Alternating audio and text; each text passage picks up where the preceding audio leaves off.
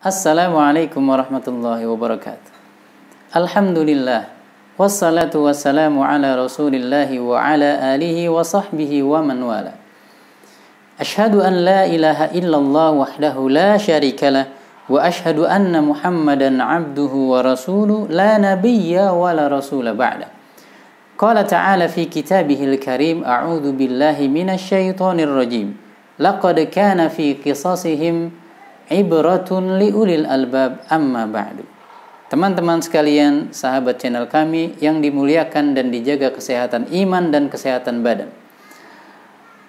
Al-Quran adalah pedoman. Di dalamnya terdapat aturan, juga banyak kita jumpai pelajaran. Dengan aturan Allah menyelamatkan nyawa kita. Dengan aturan Allah hargai dan muliakan akal fikiran. Dengan aturan Allah selamatkan, jaga harta kita, bahkan anak keturunan kita. Sedangkan pelajaran di dalam Al-Quran biasanya kita jumpai dalam banyak kasus yang menjadi latar belakang atau sebab turunnya ayat. Juga kita dapati pelajaran-pelajaran ini dalam kisah-kisah yang Allah tuturkan. Dari sekian banyak kisah yang Allah tuturkan, Allah menyebutkan nama-nama para nabi dan juga orang-orang saleh. Tak jarang pula Allah menyebutkan nama-nama daripada musuh-musuh Islam, penjahat-penjahat akidah. Di antara penjahat-penjahat akidah yang namanya diabadikan di dalam Al-Quran adalah Abu Lahab. Karena ia terdapat dalam satu surat yang amat sangat pendek yang digemari oleh penduduk negeri yang tercinta ini. Abu Lahab ditinjau dari sisi bahasa atau grammarnya bahasa Arab adalah kunyah, panggilan yang diawali dengan kata Abu, artinya ayah atau ummu, ibu. Misalkan Abu Lahab, Abu Sufyan, ayahnya si Sufyan. Nah, panggilan ini di kalangan bangsa Arab sekali lagi adalah panggilan kehormatan atau panggilan yang membuat orang yang dipanggil menjadi senang. Karena dia menyenangi anaknya bila dipanggil dengan nama dia dan dikaitkan dengan nama anaknya, orang menjadi senang. Lalu mungkin timbul pertanyaan di benak kita, mengapa Allah mengabadikan nama musuhnya yang satu ini, musuh Islam, dengan panggilan kunyah yang merupakan panggilan kehormatan? Jawabannya sudah kami ringkas di dalam untuk video kali ini dari jawaban-jawaban para ulama. Jawaban yang pertama, bahwa terkadang bangsa Arab menamai keturunan anaknya dengan kunyah. Jadi kunyah itu terkadang adalah nama. Contohnya Abdurrahman ibn Auf, seorang sahabat yang sangat kita kenal, anaknya dinamai dengan Abu Salamah. Jadi ketika disebutkan Abu Lahab bukan sebuah penghormatan, tapi bisa jadi itu adalah memang nama dia, nama musuh Allah yang satu ini. Itu alasan pertama. Jadi bukan penghormatan. Yang kedua, bahwa Abu Lahab disebutkan Abu Lahab adalah untuk kesesuaian. Apa yang dimaksud dengan kesesuaian? Lahab itu adalah jilatan api. Maka di sini ada kesesuaian antara jilatan api di neraka yang sudah Allah siapkan sebagai ancaman dan adab baginya dengan namanya.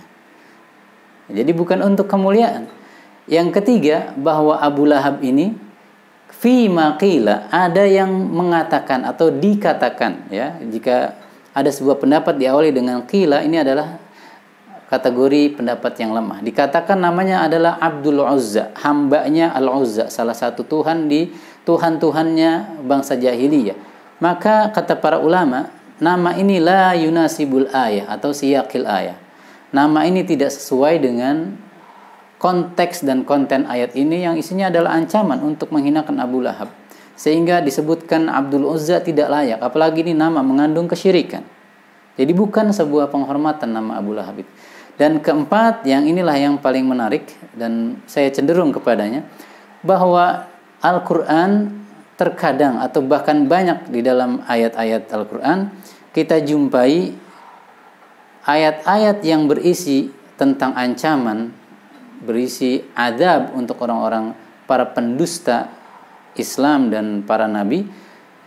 diawali dengan kata atau kalimat yang positif. Contohnya, fabashshirhum bi'adzabin alim. Dalam surat Al-Insyiqaq ayat yang ke-24, Allah mengawali konten yang berisi adab ini dengan berilah kabar gembira. Untuk apa? Untuk menambah rasa sakit dalam jiwa-jiwa mereka. Diberikan kabar gembira ternyata adalah adab yang amat pedih. Juga kita jumpai dalam surat Al-Insyiqaq misalnya. Dalam surat Ad-Dukhan. Dzuk innaka antal azizul karim. Dalam tafsir At-Tabari dikatakan ayat ini turun berkenaan dengan Abu Jahal ibn Hisham, musuh Islam juga. Disebutkan dalam ayat ini, rasakan apa? Adab Allah. Sesungguhnya engkau aziz karim, engkau agung dan mulia. Kenapa Allah menyebutkan Abu Jahal dengan sebutan aziz dan karim yang biasa dipakai di dunia untuk panggilan kemuliaan dan kedermawanan? Sekali lagi, lil ihana, untuk penghinaan. Jadi disebutkannya Abu Lahab dengan kunyah ataupun itu adalah nama aslinya bukanlah untuk penghormatan, namun melainkan untuk kehinaan dan lit taubih, melecehkan dia agar bertambah penghinaannya dan siksaannya baik dalam jiwanya maupun fisiknya. Wallahu taala a'lam bishawab. Mudah-mudahan bermanfaat. Assalamualaikum warahmatullahi wabarakatuh.